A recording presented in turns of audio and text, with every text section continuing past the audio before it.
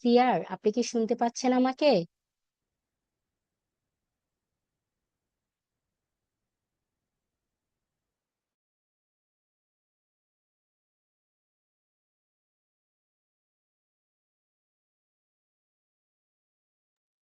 জি ma'am, আসসালামু আলাইকুম, শুনতে পাচ্ছি। ওয়ালাইকুম আসসালাম। আপনাদের আজকে নিউ চ্যাপ্টার স্টার্ট করব, cost, terms, concept and classifications. Am I right? জি ম্যাম। ঠিক আছে, আর একটু জয়েন হয়ে নিক, দেন স্টার্ট করছি, ঠিক আছে? ঠিক আছে।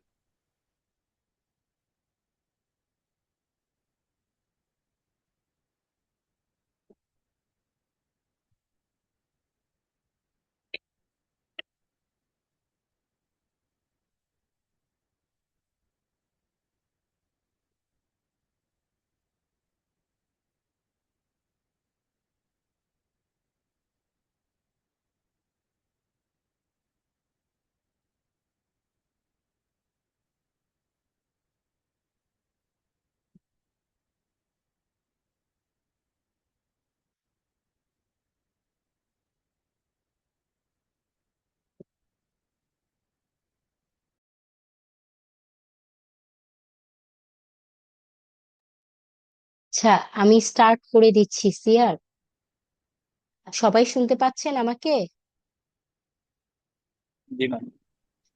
আচ্ছা, ঠিক আছে, দেখেন, today we are going to discuss about chapter 2, cost, terms, concept and classification, ঠিক আছে? আপনারা দেখবেন এখানে ডেফিনিশন গুলো হাইলাইট করে দেওয়া আছে, আপনারা এই ডেফিনিশন গুলো এক্সাম্পল সহ পড়বেন, ঠিক আছে? জি ম্যাম। ঠিক আছে, দেখেন, আমরা যদি গিয়ে কোম্পানির ম্যানুফ্যাকচারিং কস্ট কে ক্লাসিফাইড করি, দেন তিনটা ব্রড ক্যাটাগরিজে ক্লাসিফাইড করতে পারি।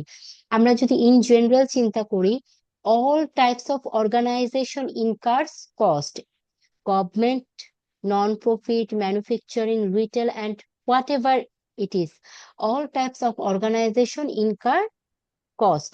ঠিক আছে, এখন এই কস্টটা কেমন হবে এটা ডিপেন্ড করে গিয়ে কোম্পানি নেচারের উপর, যে how types of the organisation and how types of cost it will consume depends nature of the organization, ঠিক আছে? এখন আমি যদি ফার্স্টলি কথা বলতে চাই ম্যানুফ্যাকচারিং কস্ট নিয়ে, most manufacturing companies separate manufacturing cost into three broad categories. Manufacturing কস্টকে কয়টা ব্রড ক্যাটাগরিজে ক্লাসিফাইড করা যায়? তিনটা। একটা হচ্ছে ডাইরেক্ট ম্যাটেরিয়ালস, দেন হচ্ছে ডাইরেক্ট লেবার,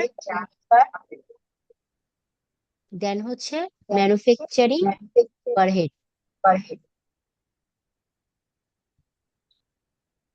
ঠিক আছে?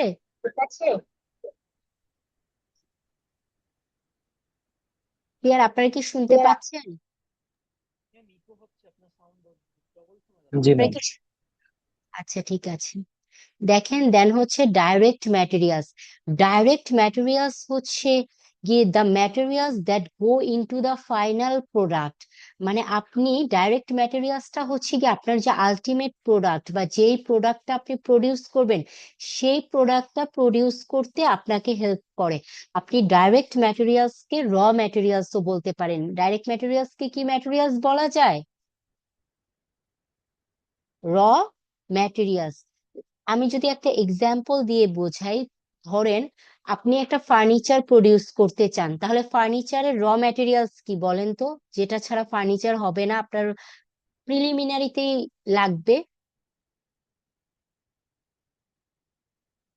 বলেন তো? ম্যাম, কাঠ। Exactly, wood. তাহলে উড আমাদের ফার্নিচার প্রডিউসের জন্য কি ডাইরেক্ট ম্যাটেরিয়ালস, এটাকে আমরা র ম্যাটেরিয়ালসও বলতে পারি। ডাইরেক্ট ম্যাটেরিয়ালস হচ্ছে কি integral part of the finished product. আপনি ফিনিশড প্রোডাক্ট পাওয়ার জন্য বা আলটিমেট যে আপনি যে প্রোডাক্টটা প্রডিউস করতে চাচ্ছেন, সেটা পাওয়ার জন্য আপনার ডাইরেক্ট ম্যাটেরিয়ালসটা দরকার হয়। দেন হচ্ছে ডাইরেক্ট লেবার। আপনি র ম্যাটেরিয়ালস দিচ্ছেন, কিন্তু আপনি যদি ফিজিক্যাল কাজ বা ফিজিক্যালি কাজটা না করেন, আপনার কি প্রোডাক্ট প্রডিউস হবে?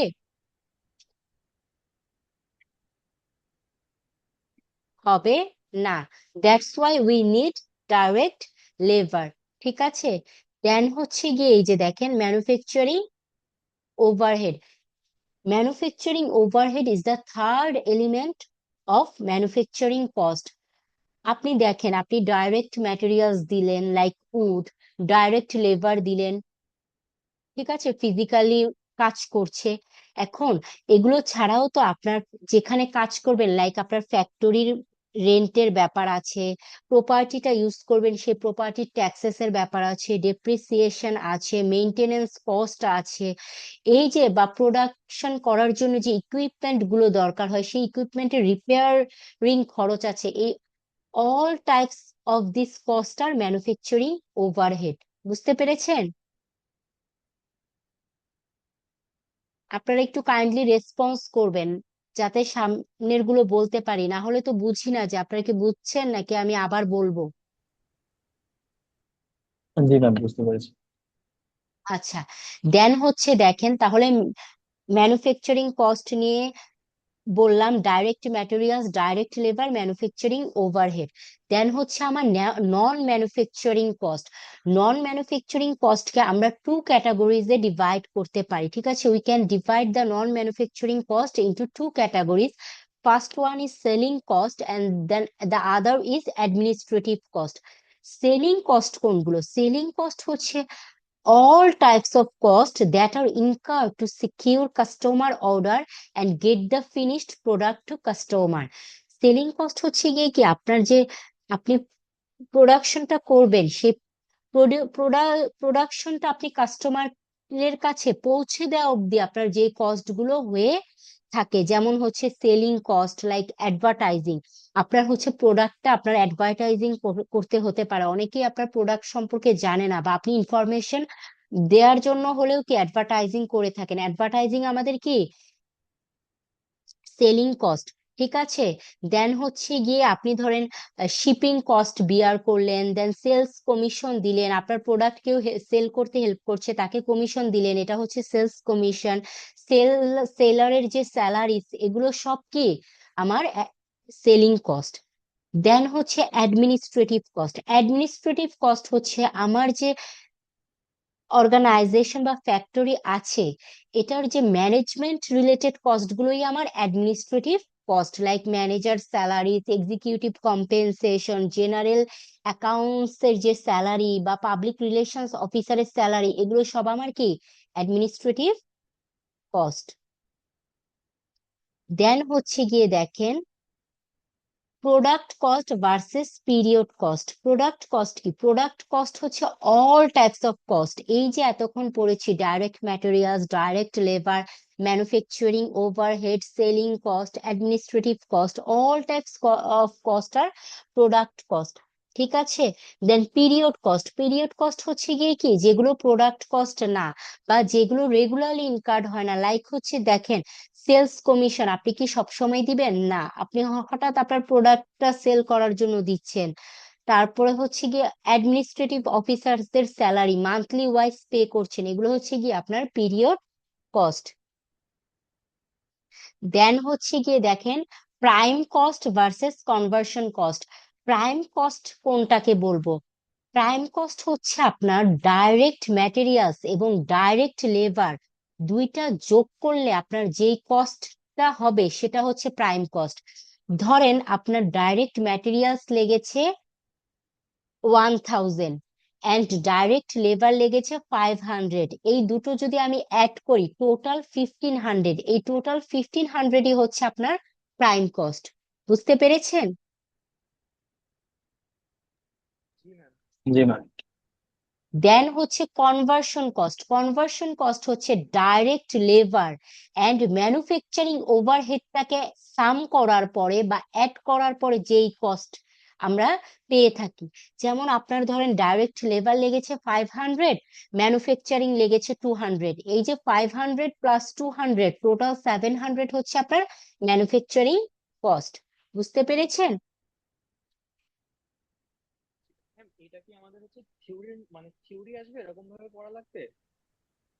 বাবা থিওরি হচ্ছে আপনার কুইজের জন্য ইম্পর্টেন্ট, দেন ফাইনালে আসতেও পারে নাও আসতে পারে। ফাইনালের আগে আমি হচ্ছে আপনাদেরকে যেটা আসবে এটা তো বলা যাবে না, কিন্তু হচ্ছে কেমন টাইপস আসতে পারে এটা নিয়ে আমি বলে দিব, ঠিক আছে? টেনশনের কোনো কারণ নাই। কিন্তু কুইজের জন্য এই ডেফিনেশন গুলো এক্সাম্পল গুলো ইম্পর্টেন্ট, ঠিক আছে? Okay ma'am. যে ঠিক আছে, আপনারা ডেফিনেশন প্লাস এক্সাম্পল দুটোই পড়বেন, হাইলাইট করা আছে, এক্সাম্পল মিলিয়ে নিয়ে পড়বেন। দেখি আপনাদের আমি আরেকটা পিডিএফ দিয়ে দিব যেটার সাথে ডেফিনেশন প্লাস এক্সাম্পল আছে মেবি, ঠিক আছে?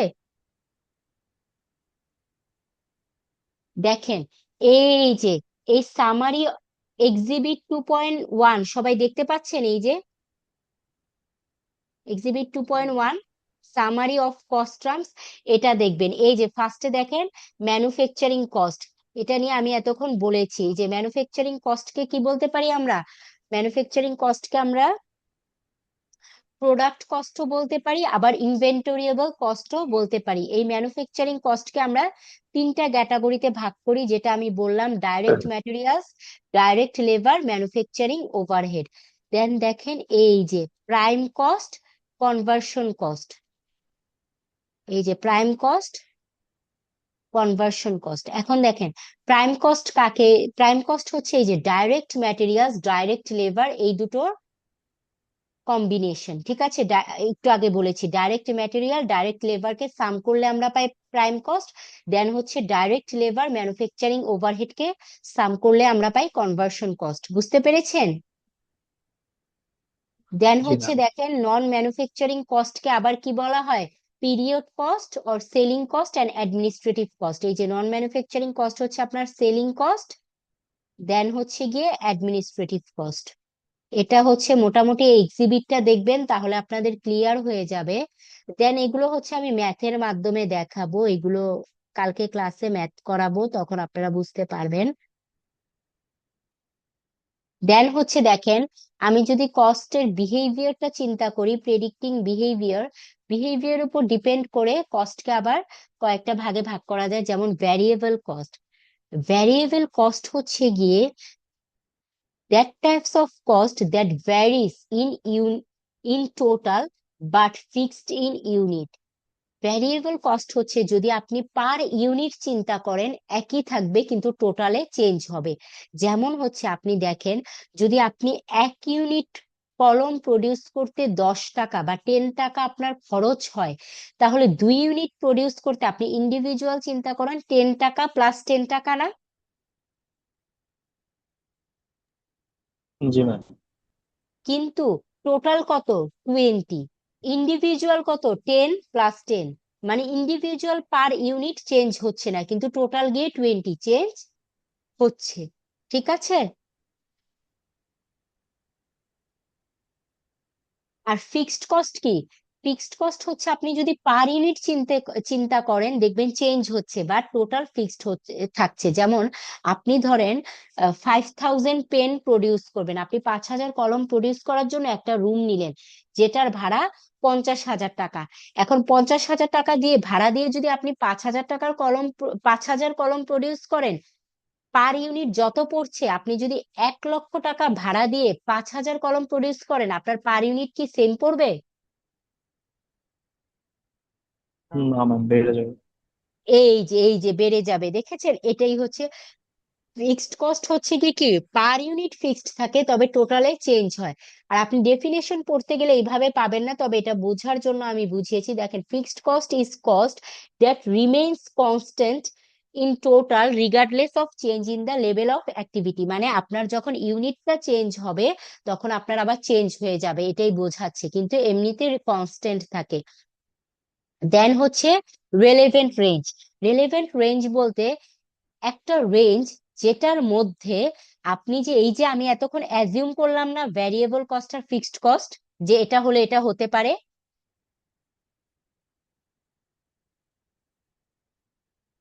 শুনতে পাচ্ছেন আপনারা? আপনারা কি আছেন ক্লাসে? জি ম্যাম, শুনছি। এটাই আমি এতক্ষণ যে অ্যাজিউম করলাম যে এরকম হলে ফিক্সড কস্ট এমন হবে, ভ্যারিয়েবল কস্ট এমন হবে, এটা কতক্ষণ পর্যন্ত, একটা রেঞ্জ পর্যন্ত এই অ্যাজাম্পশন গুলো ভ্যালিড। যখন রেঞ্জটা পার হয়ে যাবে, ধরেন আপনি 5000 পেন প্রডিউস করতে চাচ্ছেন, এই রেঞ্জ পর্যন্ত আমার অ্যাজাম্পশন গুলো ঠিক, কিন্তু আপনি যখন 5000 পার হয়ে প্রডিউস করবেন, আপনার এই অ্যাজাম্পশন আর ঠিক থাকবে না। কারণ আপনি একটা চিন্তা করেন, আপনারা যে আপনি একটা ফ্যাক্টরি নিলেন যেটার স্পেস এমন যে আপনি 5000 কলম প্রডিউস করতে পারবেন, কিন্তু আপনি যদি এখন 20000 কলম প্রডিউস করতে চান, ওই ফ্যাক্টরিতে কি আপনার স্পেসে কুলোবে? তখন কি আপনার স্পেসটা আরো বাড়াতে হবে, তখন আপনার এক্সপেন্সও কি বেড়ে যাবে। দ্যাটস ওয়াই হচ্ছে গিয়ে রেলেভেন্ট রেঞ্জ পর্যন্ত ফিক্সড কস্ট ভ্যারিয়েবল কস্টের অ্যাজাম্পশনটা ভ্যালিড, এরপরে আর ভ্যালিড না। এর জন্যই বলেছে the relevant range is the range of activity within which the assumption about variable and fixed cost are valid. বুঝতে পেরেছেন? জি ম্যাম। ডাইরেক্ট কস্ট হচ্ছে গিয়ে ইজিলি আপনি হচ্ছে ট্র্যাক করতে পারবেন বা ট্র্যাক করতে পারবেন। যেমন হচ্ছে আপনার অফিসে কতটা সেল হচ্ছে বা সেল অনুযায়ী খরচ কত হচ্ছে। আর ইনডাইরেক্ট কস্ট হচ্ছে আপনি সহজে ট্র্যাক করতে পারবেন না বা ট্র্যাক করতে পারবেন না। যেমন হচ্ছে গিয়ে আপনি ধরেন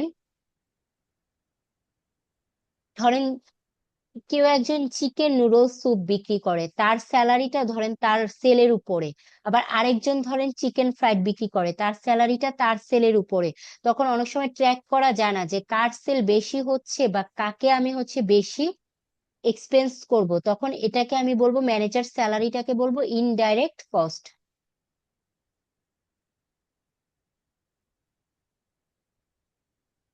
আচ্ছা, দেন হচ্ছে দেখেন অপরচুনিটি কস্ট। অপরচুনিটি কস্ট হচ্ছে গিয়ে আমাদের, opportunity cost is a cost that is choosing for the best alternative. আমরা একটা বেস্ট অল্টারনেটিভ চুজ করার জন্য যে কস্টটা ইনকার্ট করি, সেটাই opportunity cost. Say for example, যদি আপনারা রিয়েল লাইফ এক্সাম্পল দেই, আপনারা ক্লাস করেছেন, আমিও ক্লাস নিয়ে এসেছি, আপনারা এখন রেস্ট নিতেন তাই না, বা অন্য কোনো কাজ করতেন, সেটা রেখে আপনারা আমার ক্লাস করছেন, অনলাইন ক্লাস। এই যে আপনারা অনলাইন ক্লাস বেস্ট অল্টারনেটিভটা চুজ করেছেন যে আমাদের এটা লাগবে, এক্সামের জন্য হোক বা সিজিপি এর জন্য হোক লাগবে, এই যে বেস্ট অল্টারনেটিভ চুজ করার জন্য আপনারা আপনাদের হচ্ছে যে রেস্টের পার্টটুকু গিভ আপ করেছেন, এই রেস্ট পার্টটুকুই হচ্ছে অপরচুনিটি কস্ট। বুঝতে পেরেছেন? যেমন আপনাকে বিজনেসে ধরেন এটা রিয়েল লাইফ। জি, মানে ব্যবসার ক্ষেত্রে এটা রিয়েল লাইফ এক্সাম্পল কেমন হবে? এই যে বলছি, যেমন ব্যবসার ক্ষেত্রে ধরেন আপনি হচ্ছে গিয়ে উম, আপনি আরেকটা দিয়ে বুঝাই দেন বলছি, আপনার কাছে ধরেন আপনাদের পড়া শেষ, বিএসসি শেষ, আপনার কাছে দুইটা জব অপরচুনিটি আছে, একটা আপনাকে 15K দিবে, আরেকটা 20K দিবে। কিন্তু আপনার কিন্তু ইন ডেপথে চিন্তা করলে দেখবেন এক একটা অফিস আওয়ার্স এক এক রকম, লাঞ্চ, তারপর হচ্ছে ট্রান্সপোর্ট ফ্যাসিলিটি এক এক রকম। সব বাদ দিলাম, আপনি ইন জেনারেল দেখেই বলেন ম্যাম আমি 20K যেটা দিবে সেটা পিক করব, 15K গিভ আপ করব, কারণ আমি আমার বেস্ট অল্টারনেটিভটা। এই যে আপনি 20K পিক করার জন্য 15K বাদ দিচ্ছেন, এটাই আপনার অপরচুনিটি কস্ট। ঠিক আছে? জি ম্যাম। দেন হচ্ছে sunk cost, a cost that has already been incurred and cannot be changed by any decision in now or in the future or upcoming future. Sunk cost হচ্ছে এমন একটা কস্ট যেটা আপনি incurred করে ফেলেছেন, এটাকে আপনি চেঞ্জও করতে পারবেন না, এখনো না, ফিউচারে না। ধরেন আপনি একটা নিউ প্রোডাক্ট লঞ্চ করতে চাচ্ছেন, যেটার জন্য আপনি হচ্ছে গিয়ে অ্যাডভার্টাইজিং করলেন, কিন্তু আপনার হচ্ছে অ্যাডভার্টাইজিং করার পরে আপনি যখন প্রোডাক্ট লঞ্চ করলেন, দেখলেন আপনার আউটকামটা ভালো আসছে না বা আপনার টোটালি লস, কিন্তু আপনি কি অ্যাডভার্টাইজিং কস্টটা আর ফেরাতে পারবেন? হ্যাঁ। এই যে এটাই হচ্ছে সাঙ্ক কস্ট। দেন ম্যাম, হচ্ছে কোনো আরেকটা। প্রোডাক্ট যদি হচ্ছে, জি মানে বাবা কোনো বলেন। প্রোডাক্ট যদি পরে যে নষ্ট বের হয়, সাপোজ কোনো একটা ফোনের কোনো একটা কম্পোনেন্ট নষ্ট হলো, হ্যাঁ, এরপরে হচ্ছে ওটা মার্কেট থেকে কোম্পানি উঠায় নিল, ওটাও কি তখন সাঙ্ক কস্টের ভিতর যাবে? না না, ওইটা সাঙ্ক কস্ট হবে না। ওইটার আলোচনা এই যে নেক্সটে করব, ঠিক আছে? সাঙ্ক কস্ট আপনি দেখেন,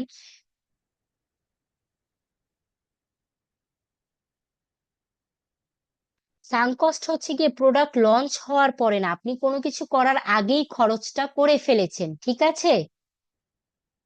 জি ম্যাম। আপনি হচ্ছে সাঙ্ক কস্টটা আপনি হচ্ছে অ্যাজিউমিং এর উপর কস্ট করে ফেলেছেন, আপনি হচ্ছে প্রোডাক্ট লঞ্চ করার পরে কস্ট করলেন, ওইটার হিসাব ক্যালকুলেশন আলাদা। এই যে দেখেন, কস্ট অফ কোয়ালিটি দেখেন, দা আমরা যে এত কস্ট ইনকার করছি, direct material, direct labour, manufacturing, selling, administrative, এত কস্ট ইনকার করছি, আমাদের আলটিমেট টার্গেট কি? আমাদের প্রোডাকশনটা অ্যাচিভ করা, আমরা যে টার্গেটের প্রডিউস করতে চাচ্ছি সেটা অ্যাচিভ করা। এর জন্য কিন্তু আমাদের খালি প্রোডাকশন করলেই হবে না, আমাদের কোয়ালিটিও মেনটেন করতে হবে, ঠিক আছে? The objective is to have high quality of conformance or high qualityful product, our main target. ঠিক আছে, এখন এই কোয়ালিটিটা এনশিওর করার জন্য আপনার কিছু কস্ট ইনকার করতে হয় বা এটা লাগে, সেটা হচ্ছে কস্ট কোয়ালিটি বা কস্ট অফ কোয়ালিটি। ঠিক আছে, যেমন আপনি ধরেন, আমি ফার্স্টে বলতে চাই, এই যে দেখেন, prevention cost and appraisal cost. ঠিক আছে, প্রিভেনশন কস্ট হচ্ছে গিয়ে কি, আপনি কোনো ডিফেক্ট রিডিউস করার জন্য যে কস্ট ইনকার করে থাকেন। আমরা একটা কথা জানি না, prevention is better than cure, প্রতিকারের চেয়ে কি জি ম্যাম। প্রতিরোধ উত্তম। প্রতিরোধ। আপনার, হ্যাঁ, আপনার প্রোডাক্ট মার্কেটে লঞ্চ হওয়ার পরে ডিফেক্ট বের হওয়ার চেয়ে আপনি মার্কেটে লঞ্চ করার আগে আপনি প্রোডাক্টটা ডিফেক্ট রিডিউস করার জন্য কস্ট ইনকার করলেন, এটাই কি prevention cost. Appraisal cost, appraisal cost হচ্ছে কি, আপনি ডিফেক্টের জন্য না, আপনি হচ্ছে ইন্সপেকশন করেন রেগুলারলি, আপনার প্রোডাক্ট কি ডিফেক্টিভ আছে কি না, বা আপনার প্রোডাক্ট হচ্ছে কাস্টমারকে হচ্ছে পৌঁছানোর পূর্বে, before the product are ship to customer, any types of problems create হচ্ছে কিনা, এগুলো সর্ট আউট করার জন্য যে কস্ট ইনকার করে থাকেন সেটা হচ্ছে অ্যাপ্রেইজাল কস্ট, ঠিক আছে? Then internal failure cost, internal failure হচ্ছে আপনার যদি আপনার এন্ডে আপনার কোনো ইকুইপমেন্ট অর কোনো হচ্ছে গিয়ে আপনার ট্রেনিং এ বা আপনার কোনো এমপ্লয়ি বা হচ্ছে গিয়ে টোটাল অ্যালাইনমেন্টে কোনো প্রবলেম হওয়ার কারণে যদি আপনার কস্ট ইনকার্ড হয়, দেন ইন্টারনাল ফেইলুর, মানে আপনার হচ্ছে ত্রুটির কারণে, ঠিক আছে? এটা প্রোডাক্টের না, আপনার কোনো ম্যানেজমেন্টের কারণে, ঠিক আছে?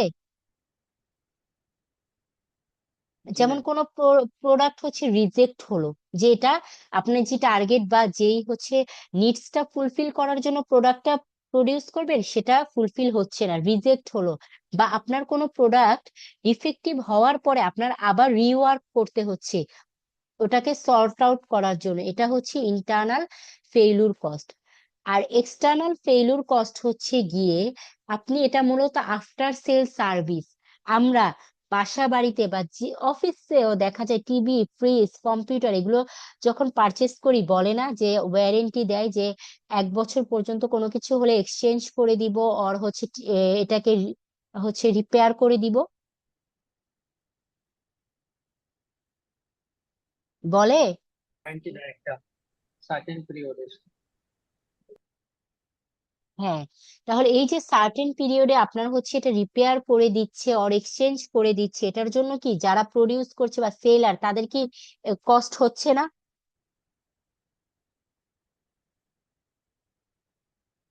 এই যে কস্ট হচ্ছে এটাই কি এক্সটার্নাল ফেইলুর কস্ট, মূলত আফটার সেল সার্ভিস রিলেটেড কস্টই হচ্ছে external failure cost, warranty, guarantee, repairs, after sale service ও রিপ্লেসমেন্ট রিলেটেড যে কস্ট গুলো আছে সেটাই হচ্ছে এক্সটার্নাল ফেইলুর কস্ট। বুঝতে পেরেছেন?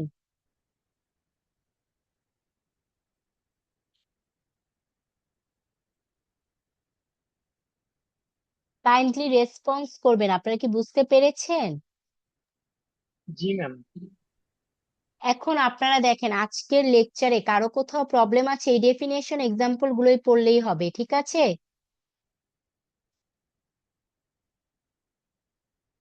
না ম্যাম।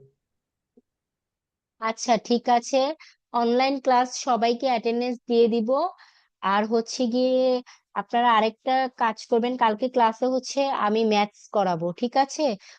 যে ম্যাথস করাবো ইম্পর্টেন্ট, এই ম্যাথসটা পারলে আপনি কস্ট অফ স্কেজিউল বা cost of goods sold, income statement এগুলো করতে পারবেন, ঠিক আছে?